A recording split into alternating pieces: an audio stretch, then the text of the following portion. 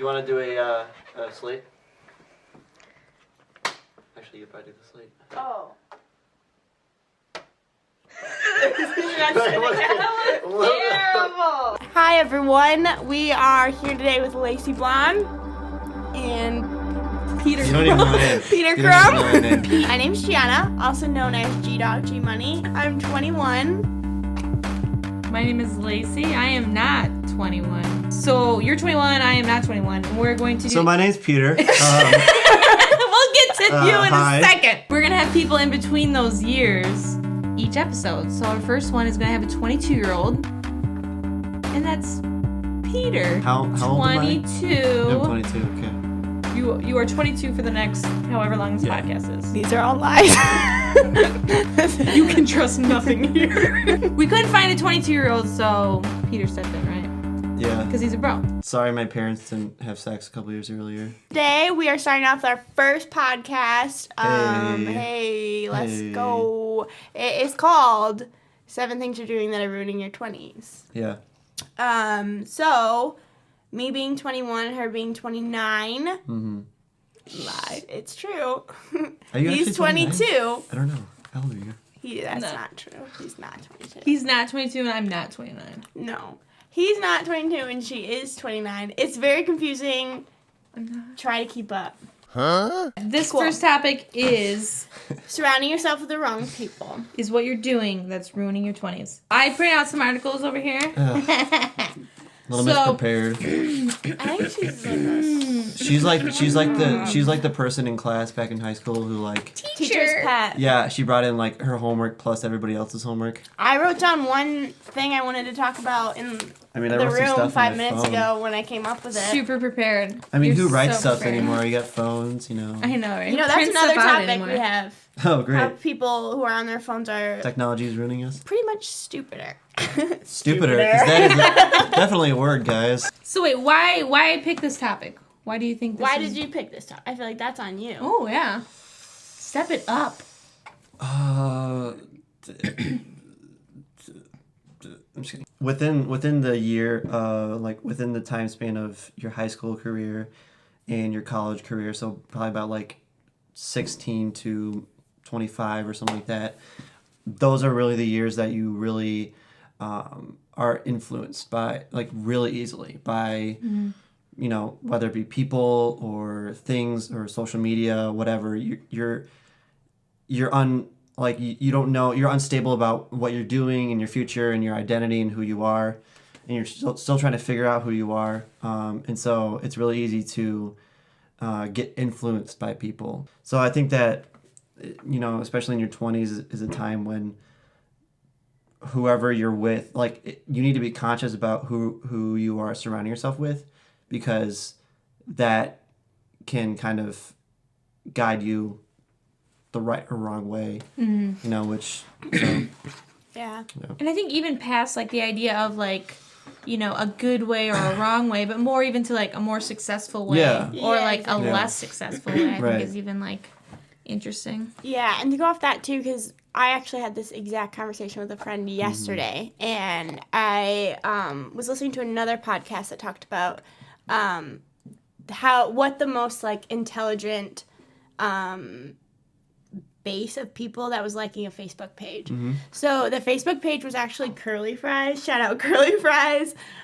Please sponsor us. is that like a band or like the No, actual like legit curly fries had like the highest number of intelligent people.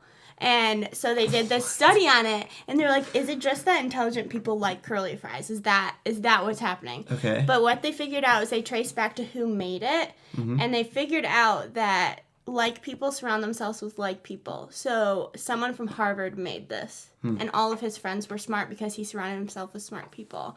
And so when they liked it, their friends liked it, and so it just carried down all these intelligent people. But they figured out that like, if you surround yourself with someone who's super smart, you are more like, you want to be smart. So then you just have like all smart people around you, which I thought was kind of cool. All because of curly fries. Like, Literally curly fries. I'm still kind of cloudy on the whole curly fry because the guy that made reference it was is from Harvard. Yeah. Okay. I can send you the podcast. No. I believe you. I was just really confused. But So, I mean, Why point not- number why not one, straight if you want to be fries? smart, eat more curly Eat fries. more. Yeah. curly fries. Forget the straight fries. we also have a health episode coming up. Where we'll just be eating 6 pounds of curly fries as fast as we can. Oh my gosh. All right, I have a thing on here. This was printed by, I think it's like a LinkedIn article. But there are 7 things on here that... 7 things. I know. Huh. That they're kind of like points. I thought we could go through and like disagree with them or agree with them or what we thought of them. Cool. So I disagree. Friends or family don't get why you want to change. So basically, friends and family that don't support you wanting to like better yourself. Mm-hmm. Yeah. Is that a key sign to like you're hanging out with the wrong people? With Would you your agree? family? Family or friends? Well, it says on here. I mean, I think family-wise, like, you don't really have a choice. Yeah, that's Just- always been a hard topic. Like, If your family's the one that's holding you back, that's hard. because there is a part of your family who, especially your parents, like, they love you and they want the best for you, and you may not know what the best is for you right now, and they do, and so that's why they're saying that may not be the best path to go down. I think that there is a part where your family is just trying to put you in a position where you're going to be successful in life and you're going to be happy or joyful or whatever it is that they want for you. At the other end of it, there is a part of it where your family, maybe you had a bad upbringing or something like that, and they could be very negative influence on you. Mm-hmm. So I don't know. I think there's multiple sides to it. I think that also kind of leads into, because one thing when I was thinking about like, okay, you're hanging out with the wrong people, so change your crowd so you can become a better person. Mm-hmm. Like, I think the foundation of that is good, but I think that can also spiral into this idea of like, this person's really frustrating in my life. Mm-hmm. This person, isn't easy to deal with. Therefore, I'm just going to like no longer be friends with them or cut them out of my life. Mm-hmm. And I think that's like a very selfish motivation. Whereas I feel like we should have people in our lives that are smarter than us, are better at the things that we want to be better at to motivate us to become like that. But I also think we need people that are not as smart as us or are not excelling in areas that we are to pull them along as well. So I feel like when we start kind of focusing on things like something that's ruining your 20s is hanging out with the wrong crowd, although that is true, that's definitely not like an endorsement to be like, cut anyone out who doesn't serve into your plans. Because I think that's a totally selfish. And I feel like you see that a ton. I see that a ton on like Facebook or Instagram where people are just like, if these people don't support you, then just cut them out of your life. Like, how selfish is that? Well, they also say like that millennials specifically have a lot of hard time with trusting people because they do just like bounce as soon as you don't give them what they want. So I think when we say surrounding yourself with the wrong people, we mean more so the people that don't have a vision for their future. Right. So their I future? think for their own personal future. Oh. Like, for me, I want to be around people like you, and I don't know you, but I probably like you, where they, like, they want something. They have a vision. I've seen your website. It's pretty good. Oh, thank you. Yeah, Appreciate you're that. welcome. We totally got off topic. Yeah, Continue we what did. you Yeah, were saying. I don't even remember what I was saying. You were saying... Oh, they have a vision for their future. So... just like take New York City, for example, people go there because they want that fire under their butts. Like because everyone around you is so driven. So to me, there's definitely seasons where like I'm not driven, so I need someone like you that's like, hey, what are you doing? What are you working on? And so I think that should go for like yourself as well. So like if I'm feeling really great in my area and like you're struggling, that doesn't mean I'm going to cut you off. But you have to just have like wisdom in that and know if it's a season or if it's a character trait. And I think that's that's good. what you have to decipher. Season or character trait. I think that Shut up, Peter. no, just to piggyback off what you were saying, like I think that a very crucial key to not only surrounding yourself with people, but also putting yourself in a position where you're being a friend to somebody, or you're surrounding somebody else with your presence and some presence of other people, is accountability. Mm-hmm. Like especially if like somebody shares with you, or you share with somebody something that you're struggling with, you would want them to be accountable to you. You would want them to say, hey, how's this thing going? You know, how are you doing with this? How can I help? How can I challenge you? Yeah, stuff like that. I you. think that crucial key is just accountability. So I think to piggyback right off of that Oh, onto dude. another piggy. piggyback. That was not allowed on this podcast. Edit that out. It'll just be like a quack, right? We can say that. That's where we put Drake's face in. Catch me outside. I think because when I was Drake? Did you say Drake? Yeah, because I wanted to name the podcast Views from the 20s, and then it would just be like Drake's face everywhere. Do you get the reference? No, I don't. thank you. Does anyone listen to Drake anymore? No, I I know. never Here's listened what's to ruining Drake. your 20s: listening to Drake way too much. Yeah, honestly, you listen to him and you will be dragged down. He is the wrong person you're surrounding yourself with. We're gonna have a segment now where we just come up with this better names. Brainstorming session. Here we go. Ready? We do not care for whatever the heck 7 things that are ruining your 20s. That's just like the lamest name. And we know it's lame. So we want help in coming up with a better name. Tanking your 20s. That's actually so good! How to trump your 20s. Make America 20 again. Or I was thinking we could do I'm with her and then I'll just like raise a picture of the number 20 in like a woman's suit. How to America, your 20s. Your 30s called and they're pissed at your 20s. You know what we really should do is how to un-America our 20s. Because I feel like Sweden has got it going on. Anyway, I had a point. Oh, go ahead. No, I do think, like, you were talking about millennials right now, but I do think with younger people, I almost feel like their group of friends, and maybe this is the wrong assessment, but from my perspective, I feel like their group of friends is so large, usually, that it's really hard in those situations to have, like, those close-knit accountability friends, because really, you probably shouldn't have more than 1 or 2 or 3 of those kind of people in your life where you really are opening up to them, saying, like, this is even like not only struggles or like this is, you know, I messed up today and I did this, but even like telling people your dreams, because I think people that don't have that vision or even like a love for similar passions, they may out of love tell you like, don't do that, that's crazy, and that just might not be the right advice, or maybe it is, but I think like having so many people, I just remember like my years as a youth group leader, like it was like 1 week so-and-so, like this, you know, a girl would be like, oh, she's my best friend, and then it was like 2 weeks later and like, oh no, we don't talk anymore, and then a week later, like, oh well, this person's now my best friend. Like they use that phrase like it's that's why it's so hard for trust. And I just think you have to have some wisdom, and I think like these, so we're talking about staying away from the wrong people. I think these right people, it takes time to get that group. I think. Definitely. You know, and you might be hurt in the process as well, but it's kind of what relationships are about. Yeah, it's really funny that we're talking about this specifically because I had this exact thought process in the car on the way here, where I did have that close friend. She was always supportive, and I think that in a way was toxic too, because I didn't have someone being like, hey, out of love, I don't know if that's great. And even if that is the wrong advice, you just want people around that want the best for you. Yeah. You know? Someone to pull you back down to earth. Exactly. Yeah, for sure. Yeah, because we all get like I remember when Gianna was like, hey, I want to do this podcast. I'm like, you're an idiot. That's crazy. And then look where we are. And now she's in it. No, I never said that. Yeah, she did. That's cool. But yeah. But I feel like we kind of talked about it from like just a secular standpoint, which is great.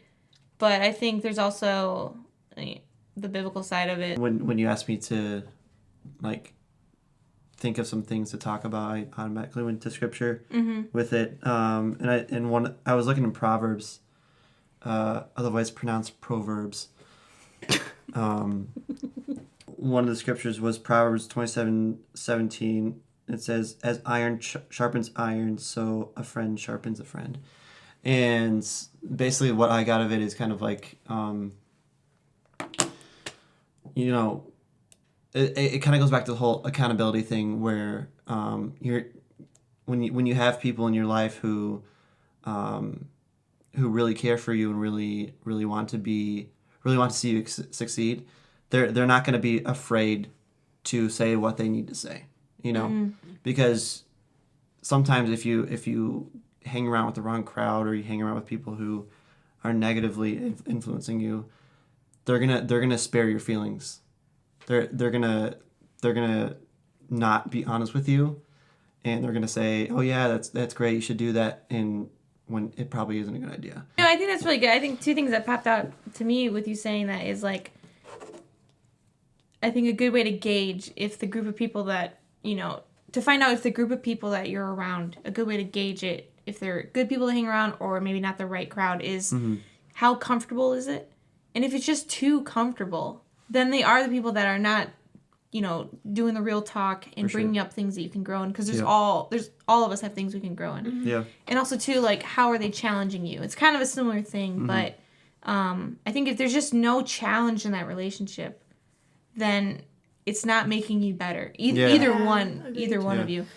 Because I think even just the imagery of ironing, sharpening iron, like, there's going to be, like, heat involved in that. There's going to be, like, to really straighten out metal, you have to, like, pound the crap out of it, literally. So I feel like I just want people in my life that are willing to pound the crap out of me. You know what I mean? I think to go off that as well is that a way that a sermon, I was listening to a sermon, and the way they put it kind of, like, clicked in my head. They were talking about how furniture is made for each room. So, like, you wouldn't put a sofa in your bathroom. Maybe you would. That'd be weird, though. Or I have a couple love that. I know, I would love that, too. It's like hanging out in the bathroom. But it's comfortable, right? Yeah. You don't need a sofa in your bathroom because your bathroom is for getting ready. So they kind of tied it back to people, and he was like, there's nothing wrong with having these, like, lighthearted friends, but know the place for them. Don't be sharing your dreams with those types of people. Don't look to them for help, because then you're just going to feel confused. Yeah. So that's the way I've looked at it, because I'm such, like, a lover, and I'm more the merrier, like, let's all have a good time. But that has been hard and a learning experience, because then you end up being like, whoa, what am I doing here? No one's challenging me, and you find yourself in the same place that you were a year ago, and you don't know why. So You guys were saying, like, don't share your, like, dreams with the wrong people, and I never thought of that, because, like, whenever I think of, like, surrounding yourself with bad people, I always thought of it as, like, don't be telling them, like, your struggles or your worries. But I never really thought about being aware of who I'm talking to about my dreams. And I think it's good, because, like, when you're telling people about your dreams, it's a very vulnerable position that you're in, because dreams to us are like, they're super close to us. They're super close to our hearts. And I think that sharing it with the wrong people, or even just, like, sharing it too much flippantly to too many people, that could be very destructive. And I never really thought of this until now, and so I think that's really cool how you tied it back to dreams and stuff like that. So. And I think there's a balance there, because I think in your 20s, like, and we'll probably have a podcast on this, like, you might not know what your dream is, or your dream at 21, it's very likely that will not be your dream at 28 or 27, or 22 even. So I think, like, I think there's a way we can kind of safeguard those dreams. But I think being proactive to bringing our dreams to those people that are willing to challenge them, which you're either going to make it sounds corny, make your dreams come true. It's going to sharpen you to become that person to fulfill those things. Or it's going to show you, like, you know what, this thing that I've been wanting or kind of holding up on a pedestal as my dream, maybe that's not who I am. Maybe that's not what I want, because of what this person's bringing in my life and challenging me with.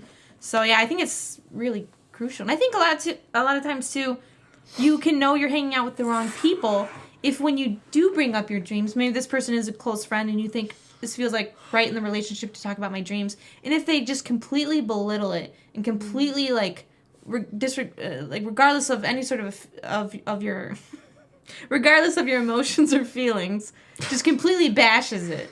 I think that kind of also reveals a little bit of, like, a lack of character too, and that might be a good kind of indicator there of, like, maybe this person isn't. They're not respecting your dreams. They're not respecting your wishes. Well, I'd like to talk... Like, challenge it, but bring good challenges to it. Don't just say, that's a stupid dream, because I don't agree. Exactly. I was going to say, like, what are some ways that we can tell what is the wrong people and what is the right indicators? people? Yeah, because I think that's a struggle just for anyone. Yeah. Not even in your 20s, just in life. I definitely think like that comfort and that challenge, there needs to be a healthy balance there. Because, I mean, good friendships are fun. They're comfortable. They're good. Yeah. But as long as that challenge is still getting in there enough and there's a good balance, I think that's a good indicator. If there's no challenge there and it's all comfort, then step outside of your box a little bit. And another thing, like, all these things we're saying, like, it's not something that you kind of figure out right away when you hang out with new people. It's kind of like something over time that you kind of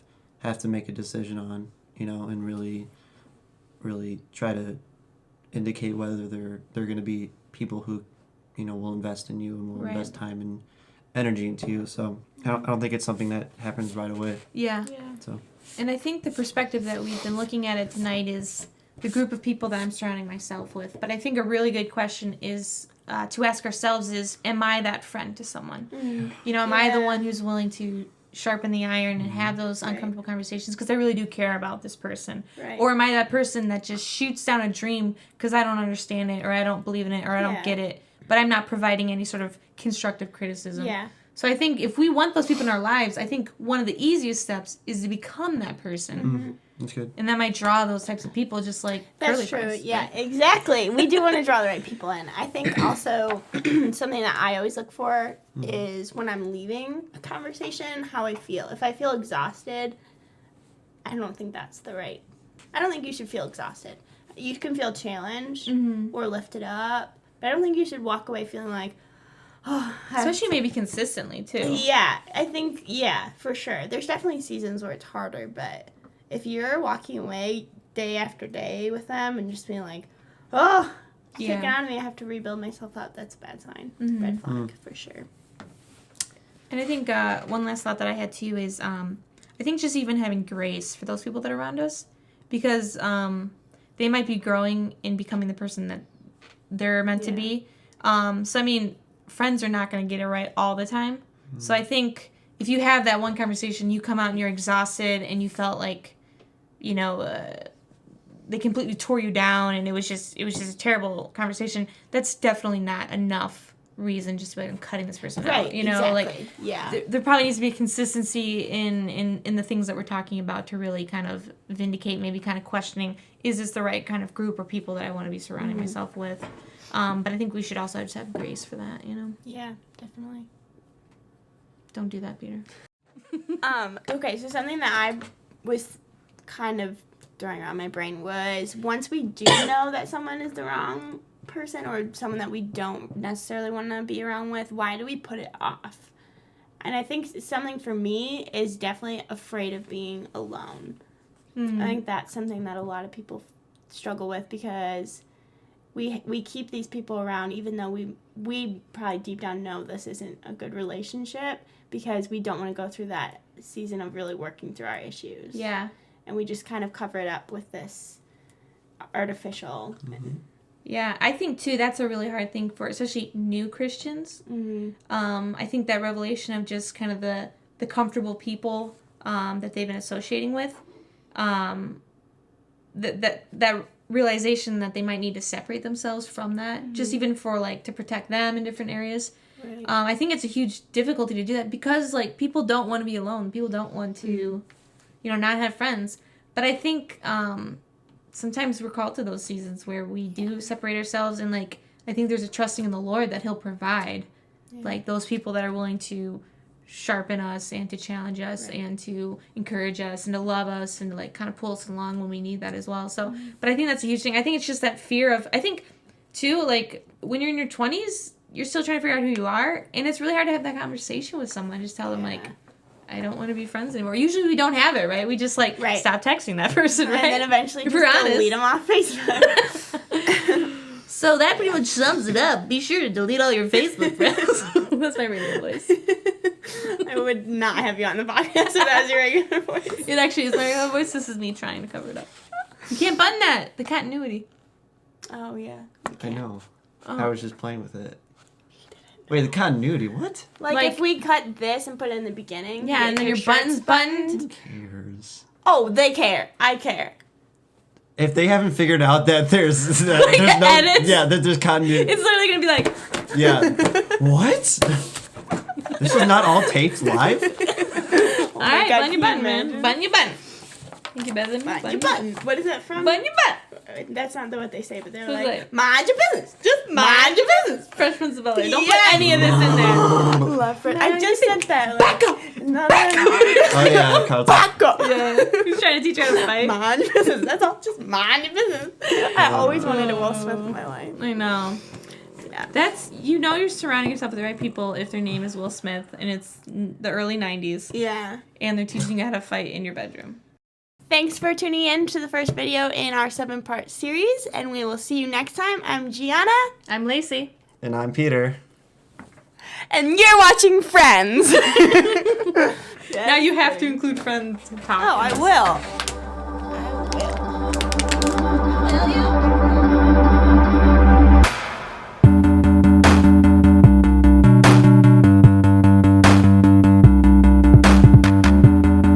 This is my finger long. I told you I had friends. They're right there, and there's one not right her there.